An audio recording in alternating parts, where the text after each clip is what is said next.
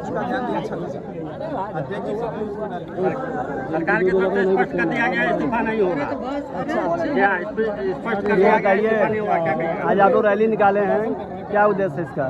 देखिए, आज हम लोग जिला मुख्यालय में प्रदर्शन करने हजारों की संख्या में आए हैं। आदरणीय चंद्रशेखर आजाद जो भीम आर्मी की चीफ, आजाद समाज पार्टी की मुखिया और लोकप्रिय सांसद नगीना से हैं, उनके आह्वान पे पूरे देश में जहाँ जहाँ हमारा संगठन पार्टी है, ये ज्ञापन प्रदर्शन किया जा रहा है। जो नीट पेपर बार बार भाजपा की सरकार में लीक हो जा रहा है और उसी को लेकर के 21-22 छात्र जो है सुसाइड कर लिए हैं लीक पेपर को लेकर के।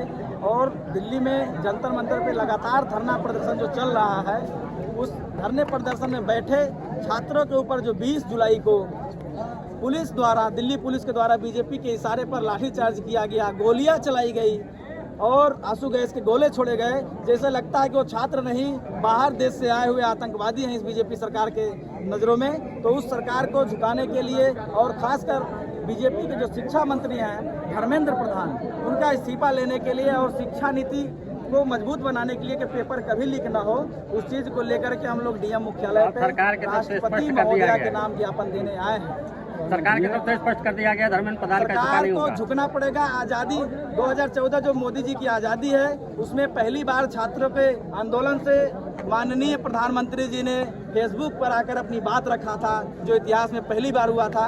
अगर सरकार नहीं झुकेगी तो छात्र नौजवान हैं, युवा हैं, ये देश के लोग जो उनको कुर्सी पे बैठाए हैं, कुर्सी से उतारने भी जानते हैं, सरकार को झुकाने भी जानते हैं। अगर फिर भी सरकार नहीं सुनी तो हम लोग भारत बंद करने का ऐलान करेंगे, हमारे राष्ट्रीय अध्यक्ष जी। और भारत बंद करने का ऐलान 2 अप्रैल 2018 हमारा उदाहरण है SC/ST को लेकर के।